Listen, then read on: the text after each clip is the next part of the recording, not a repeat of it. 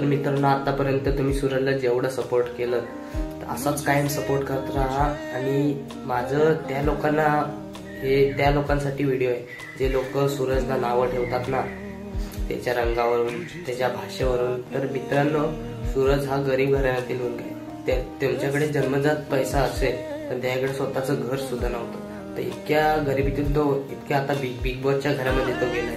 मित्रांनो, सूरज हा रील्स बनवायचा टिकटॉक वरती, तिथून तो फेमस झाला।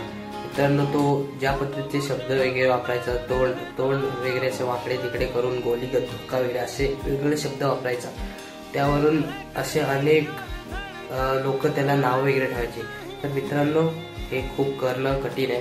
मित्रांनो, याची तो स्वतःची लाज न बाळगता तो असे सोशल मीडियावर व्हिडिओ टाकत राहिला। मित्रांनो, तुम्ही अशी एखादी व्हिडिओ बनवून आपल्या सोशल मीडियावर टाकण्याची हिंमत तरी करा भाई, मानलं तुम्हाला, रिस्पेक्ट करा भाई।